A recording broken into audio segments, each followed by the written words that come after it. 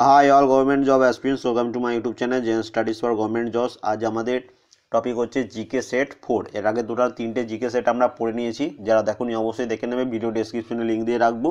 এবং এটা হচ্ছে জিকে পার্ট 4। রিসেন্টলি যেসব এক্সাম আছে সব এক্সামের জন্যই কিন্তু এই প্রশ্নগুলো খুব ইম্পর্টেন্ট, যেমন পুলিশ কনস্টেবলের প্রিলিমস আছে, মেন্স আছে, ক্লার্কশিপ আছে, এনটিপিসি আছে, আরও কিছু রেলের গ্রুপ ডিও বেরোতে চলছে, সেখানেও এই প্রশ্নগুলো খুবই ইম্পর্টেন্ট। ফার্স্ট প্রশ্ন দেখো, ভারতের বর্তমান নির্বাচন কমিশন কে? তো ভারতের বর্তমান নির্বাচন কমিশন হচ্ছেন সুনীল আরোরা। অপশন এ হচ্ছে এটা অ্যান্সার। কিছুদিন আগে পর্যন্ত ওম প্রকাশ রাউত ছিল, কিন্তু এখন সুনীল আরোরা, ইনি ডিসেম্বরে চেঞ্জ হয়েছেন। ঠিক আছে। এবং সবার প্রথম মনে রাখবো আরেকটা প্রশ্ন ক্লার্কশিপের জন্য, যে প্রথম নির্বাচন কমিশনার কে?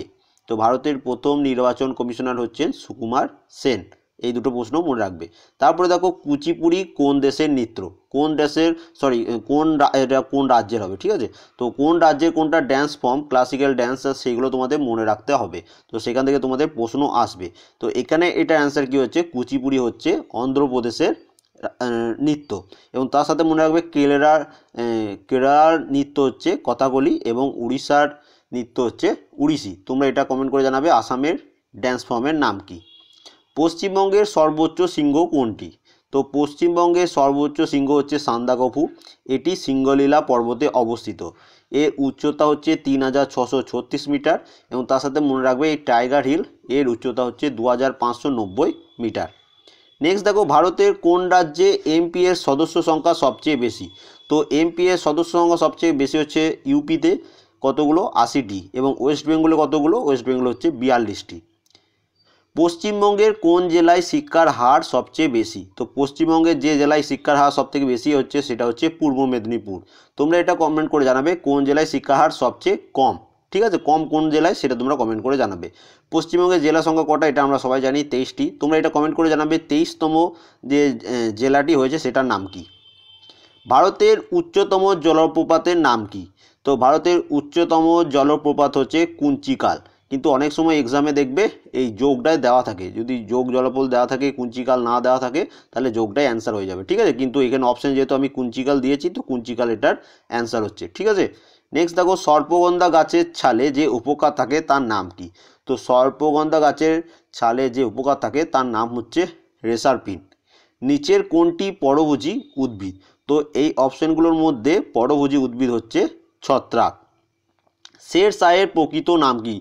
হিস্ট্রি থেকে এটা প্রশ্ন, হিস্ট্রি থেকে তোমরা রিসেন্টলি যেসব এক্সাম আছে যেমন এনটিপিসি, সেখানেও কিন্তু অনেক বেশি প্রশ্ন আসবে। তোমাদের ফুড সাপ্লাই বলছি, তোমাদের ক্লার্কশিপ যেটা আছে ওয়েস্ট বেঙ্গল পিএসসি যেটা নিচে, সেখানেও হিস্ট্রি থেকে বেশি প্রশ্ন আসবে। তো এইগুলো তোমাদের ভালোভাবে করতে হবে। তো দেখো, শের শাহের প্রকৃত নাম কি? তো শের শাহের প্রকৃত নাম হচ্ছে ফরিদ খাঁ।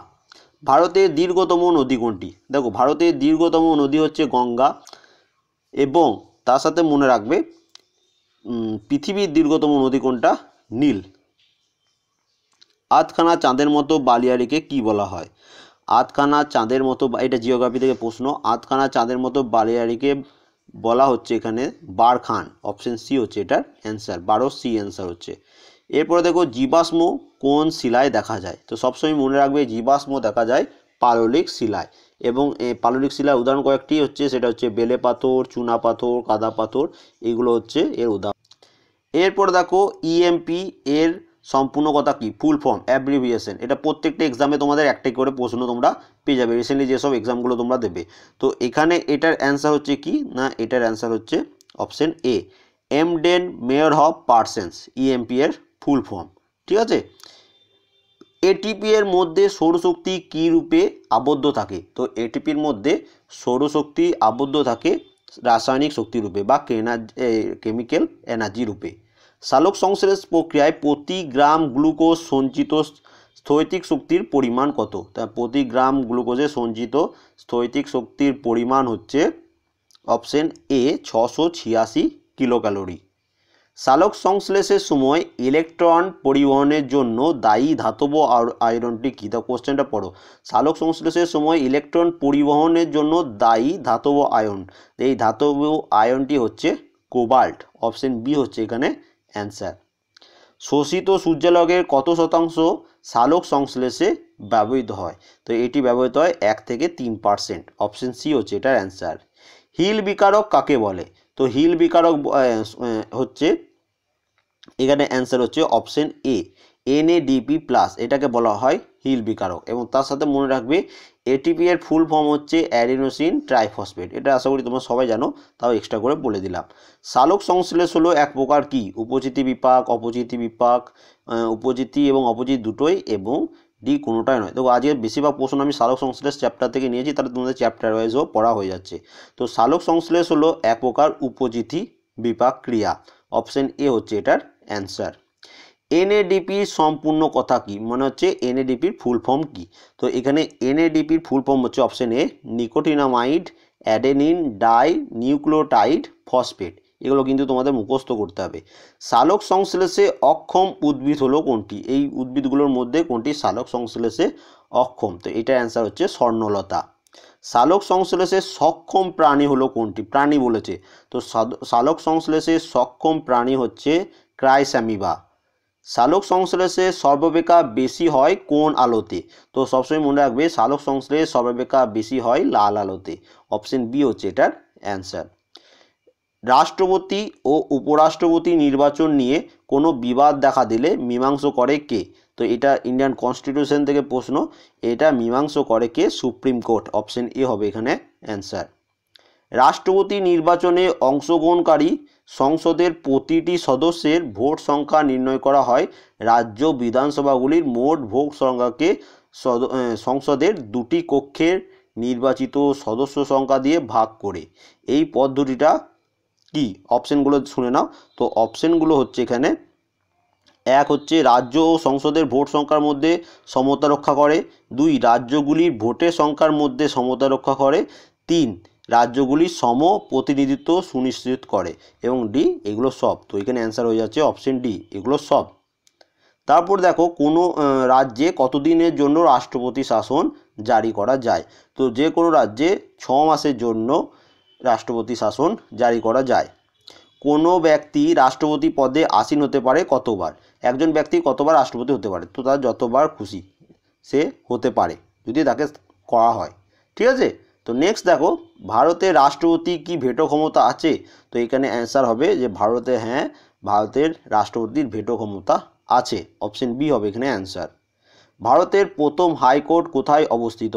তো ভারতের মনে রাখবে প্রথম হাইকোর্ট অবস্থিত হচ্ছে মুম্বাই, চেন্নাই, কলকাতায়, 3 জায়গাতে।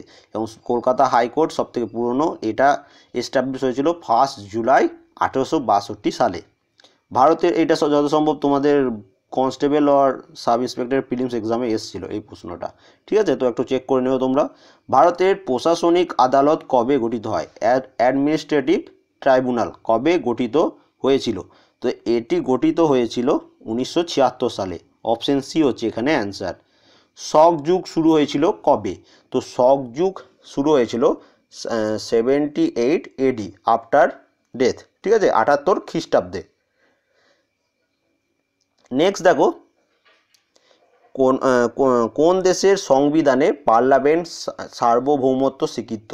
কোন দেশের সংবিধানে পার্লামেন্টগুলো হচ্ছে সার্বভৌমত্ব স্বীকৃত? তো এখানে এটা অ্যান্সার হচ্ছে ব্রিটেনের সংবিধান। তারপরে দেখো, কোন দেশের সর্বোচ্চ বিচারালয়কে আইনসভার তৃতীয় কক্ষ বলা হয়? তো এখানে এটার অ্যান্সার কি হচ্ছে? এখানে এটার অ্যান্সার হচ্ছে মার্কিন যুক্তরাষ্ট্র। মার্কিন যুক্তরাষ্ট্রের সর্বোচ্চ বিচারালয়কে আইনসভার তৃতীয় কক্ষ বলা হয়। রাষ্ট্রপতি মনোনীত সদস্য সংখ্যা রাজ্যসভায় সর্বাধিক হতে পারে কতগুলি? তো রাষ্ট্রপতি যে মেম্বারগুলোকে নিয়োগ করে টোটাল 14 জনকে নিয়োগ করতে পারে। ঠিক আছে, তার মধ্যে রাজ্যসভায় সে নিয়োগ করতে পারে সর্বাধিক 12 জনকে। অপশন এ হচ্ছে এখানে অ্যান্সার। ঠিক আছে, এবং বাকি 2 জন থাকে অ্যাংলো ইন্ডিয়ান, তাদের কোথায় নিয়োগ করা হয়? তাদের নিয়োগ করা হয় লোকসভায়। নেক্সট দেখো, রাজ্যসভা, লোকসভা এবং নিচের উল্লেখিত কোন প্রতিষ্ঠান ভারতীয় শাসন ব্যবস্থার অবিচ্ছেদ্য অঙ্গ? তো এখানে এটার অ্যান্সার হচ্ছে রাষ্ট্রপতি। অপশন বি হচ্ছে এখানে অ্যান্সার। সংবিধানের কোন ধারায় সংসদীয় শাসন ব্যবস্থা সম্পর্কে বর্ণিত আছে? তো এটার অ্যান্সার হচ্ছে সংশোধনের 79 ধারায়, 79 নম্বর ধারায় শাসন ব্যবস্থা সম্পর্কে বর্ণিত আছে। তারপরে দেখো, ভারত কোন দেশের সংসদীয় শাসন ব্যবস্থা গ্রহণ করেছিল? এটা তোমাদের ডেসক্রিপটিভ একবার পড়িয়েছিলাম, আবার নতুন করে এনটিপিসির জন্য আরেকবার ডেসক্রিপটিভ এটা আমি পড়িয়ে দেবো, তাহলে ইন্ডিয়ান কনস্টিটিউশন থেকে তোমাদের প্রশ্নগুলো অসুবিধা হবে না করতে। ঠিক আছে, এটার অ্যান্সার হচ্ছে ইংল্যান্ডের, অপশন সি হচ্ছে এটার অ্যান্সার। বেরুবাড়ি প্রভৃতি অঞ্চল হস্তান্তর সম্পর্কিত পাকিস্তানের চুক্তিকে কার্যকর করা হয় সংবিধানের কততম সংশোধনে? তো এটার অ্যান্সার হচ্ছে নবম সংশোধনে, অপশন সি হচ্ছে এটার অ্যান্সার। মূল সংবিধান সংসদ ও রাজ্যগুলির আইনসভা দুটি অধিবেশনের মধ্যে কত দিনের ব্যবধানের কথা বলা হয়েছে? তো এখানে এটার ব্যবধানের কথা বলা হয়েছে 6 মাসের, অপশন এ হচ্ছে এখানে অ্যান্সার। কত সালে প্রথম সংবিধানের সংশোধন করা হয়? খুব ইম্পর্টেন্ট প্রশ্ন, সংবিধানের সংশোধন প্রথম হয়েছিল 1951 সালে, অপশন বি হচ্ছে এটার অ্যান্সার। সংবিধান সংশোধনী বিলে রাষ্ট্রপতির সম্মতি বাধ্যতামূলক করা হয়েছে কততম সংশোধনীর দ্বারা বা কততম সংশোধনীর মাধ্যমে? তো এখানে এটার অ্যান্সার কী হবে? 24তম সংশোধনীর মাধ্যমে। ঠিক আছে, নেক্সট দেখো, সংবিধানের কত নম্বর ধারায় সংবিধান সংশোধনের কথা বলা হয়েছে? এখানে বলেছে কত নম্বর ধারায়। ঠিক আছে, তো এখানে এটার অ্যান্সার কী হচ্ছে? 368তম ধারায়, অপশন এ হচ্ছে এখানে অ্যান্সার। ভারতে কৃষিজাত আয়ের ওপর কর লাভ করে কে? অপশানগুলো কী আছে? কেন্দ্র ও রাজ্য উভয় সরকার, কেন্দ্র ও রাজ্য সরকারের কেউ নয়, কেবলমাত্র রাজ্য সরকার এবং কেবলমাত্র কেন্দ্রীয় সরকার। তো এখানে এটা অ্যান্সার হচ্ছে কেবলমাত্র রাজ্য সরকার, অপশন সি হচ্ছে এখানে অ্যান্সার। তারপরে দেখো, যুগ্ম তালিকাভুক্ত বিষয়ে কেন্দ্র ও রাজ্য সরকারের মধ্যে বিরোধ দেখা দিলে সেক্ষেত্রে কি হবে? না সেক্ষেত্রে কি হচ্ছে না সেক্ষেত্রে কেন্দ্রের আইনটি প্রাধান্য পায়। ঠিক আছে, সবসময় মনে রাখবে এটা। তারপরে দেখো, প্রাদেশিক স্তরে দ্বৈত শাসন ব্যবস্থা সূচনা করেছিল, মানে কে করেছিল বা কোন আইনটা করেছিল? তো এটার অ্যান্সার কি হচ্ছে? ভারত শাসন আইন 1919 সালে প্রাদেশিক স্তরে দ্বৈত শাসন ব্যবস্থা সূচনা হয়েছিল। তারপরে দেখো, সরকারিয়া কমিশন রিপোর্ট নিচের কোন বিষয়টির সাথে সম্পর্কিত? তো সরকারিয়া কমিশন রিপোর্টটি নিচের কোন বিষয়? সেটার অ্যান্সার হচ্ছে অপশন এ, কেন্দ্র রাজ্য সম্পর্ক, এটার উপর। নেক্সট দেখো, কোনটি নির্দেশমূলক নীতি প্রকৃতি বিবর্তিত করে? তো এগুলোর মধ্যে কোনটা অ্যান্সার হচ্ছে? এগুলোর মধ্যে অ্যান্সার হচ্ছে এইগুলি ইতিবাচক নির্দেশমূলক কিছু সম্পাদন করার ক্ষেত্রে, অপশন এ হচ্ছে এখানে অ্যান্সার। এবং লাস্ট প্রশ্ন দেখো কি বলেছে, সিটি অফ জয় এটা লেখককে? এই প্রশ্নটা তোমাদের একটু বেশি বা রিপিট হয়েছে, তাই এটার অ্যান্সার আমি দিচ্ছি না, তুমি এটা অবশ্যই কমেন্ট করে জানাবে যদি লাস্ট পর্যন্ত কেউ দেখে থাকো। ঠিক আছে, তাই টোটাল 50টা প্রশ্ন আমাদের ডিসকাস হয়ে গেল। আশা করি ভিডিওটি ভালো লেগেছে। যদি মনে হয় কোনো প্রশ্নের অ্যান্সার ভুল বলেছি অবশ্যই কমেন্ট করবে, এবং এটাও আমাদের টেলিগ্রাম চ্যানেল অথবা আমাদের ওয়েবসাইট দু জায়গাতেই এটা পোস্ট করে দেবো পিডিএফটা, যদি কারোর লাগে তো সেখান থেকে ডাউনলোড করে নেবে। আমাদের টেলিগ্রাম চ্যানেল এবং আমাদের ওয়েবসাইটের লিঙ্ক ভিডিও ডেসক্রিপশনে দেওয়া থাকবে, তো সেখান থেকে তোমরা ডাউনলোড করে নেবে। Thank you for watching.